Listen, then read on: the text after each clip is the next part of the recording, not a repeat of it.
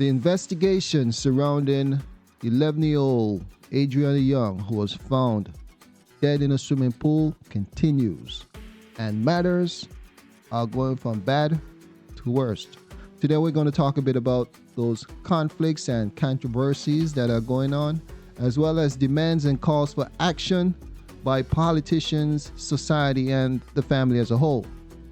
The call for an international investigation into the death of 11-year-old Adriana Young has reached a critical point as political parties and civil societies vehemently rejects President Ofam Ali's assertion that she did not die from forceful drowning.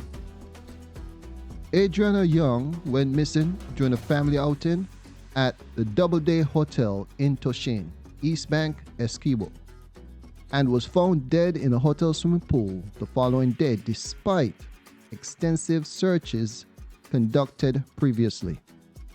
An autopsy by 3 international pathologists confirmed drowning as the cause of death, yet Ali stated that police report also ruled out the theories of foul play, a claim that is contradicted by Adriana's family.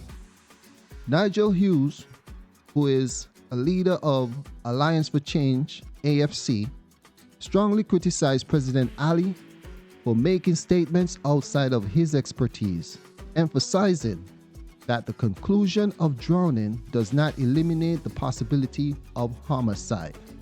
I don't get why the president ran out there and said that. So 3 international pathologists say that the child died from drowning, but it seems like Ali is so gung-ho on attacking his political rival than he is at getting to the bottom of this situation, getting justice for the family, that he ran out there before official files could be presented to the family and their lawyer.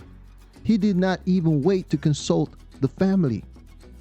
You would think this is the common sense thing to do, since you met with the family and claim that you will pay for a pathologist. Why run out there? Why wouldn't your advisors stop you and say, hey, hold up, I know you can't wait to quell the community, but doing this will cause more harm than good. So reach out to the family members, talk to them, let them know this is the findings, and those same family members can help you to get things stable. They will ask you for official reports, but for him to run out there and to tell the community that there's no evidence of murder, then it says a lot. It shows the people what you really care about.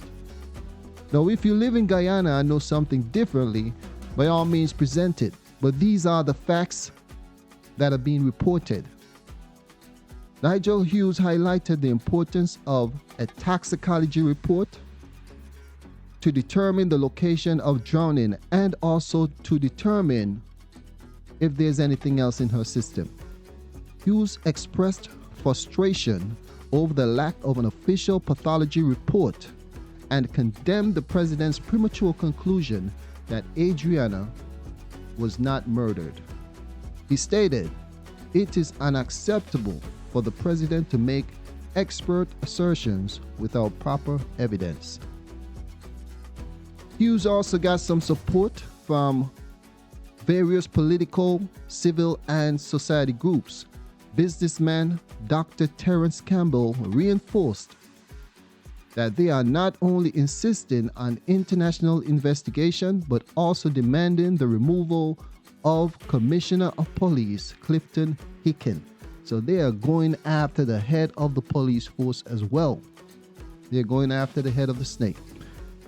"We demand," he said, "an impartial investigation led by credible international agency, as well as the establishment of an independent civilian oversight authority to address misconduct within the Guyana police force.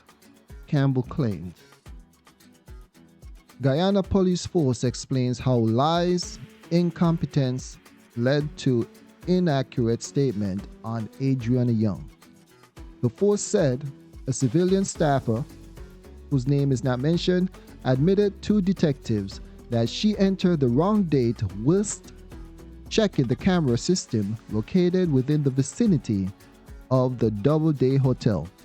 The civilian staffer then misled ranks by reporting that she observed a female who fits the description of Adriana Young leaving the hotel with a male. A sergeant, name not provided, also misled her peers on the case. She initially told detectives that she received an unknown call from an eyewitness who saw Adriana leave in a black Ruam motor vehicle. Detectives later learned that the caller turned out to be a male who is well known to the sergeant. It was revealed that the male lied to the sergeant, who then misinformed her peers. The civilian staffer, two other ranks, a corporal and a constable, names also withheld by the force, were relieved of their duties. Assistant Commissioner Khalid Mandal remains on administrative leave.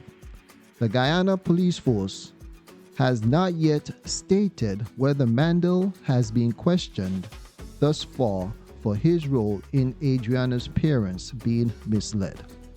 If you realize a similarity in these different countries in the Caribbean, and that is why I said there's only one Caribbean, and Caribbean vanguards have to point this out, because you hear of these same complaints from other countries throughout the Caribbean about police abuse. And mind it, we're not going to go after the good cops. There are cops out there, justful cops, ones who actually do their job, but there are some who allow the power to get to their head. So this thing right here that Dr. Terence Campbell is pointing out is something beyond the handling of Adriana's Young case. This tells me that there has been an ongoing battle with the police force in Guyana. If people know that you are well connected, respectful, and protective of each other, they will recognize your children, they will recognize your family members, they will recognize you wherever you go, and the last thing they would want is to have a situation to which one of your offspring get hurt or injured on their property, because they know that there will be swift action. And that ties into what Dr. Terence Campbell said about having civilian oversight authority. And it goes back to what we have been saying for years, that civilian population, you cannot put all of your trust into your government, because there are too much influence that have direct access to them outside of the country. They have other interests, and you don't meet these people, you don't know them like that, unless you're able to groom your own political representative, and you know for a fact that this person is for you and only for you, your community, you are their number one priority, then you cannot put all your trust in government. It doesn't matter who it is. So just like those bigger heads and the puppet masters outside of your countries, the ones with the money and influence, who uses your political parties as pieces on a chessboard to serve their own selfish interest. Because don't get it twisted, there are many people with their eyes locked in on Guyana. They have an agenda. As a group, they have an interest. But do you have an interest? I'm not talking about individually. I'm talking about the vanguards. Do you have an interest that does not get forgotten with the generations? One that is passed on from generations to generations. Our ancestors set the foundations that has seemed to be lost by the majority, but the vanguards remember that foundation, and we are going to continue to build on it, because as it was in the beginning, so shall it be in the end.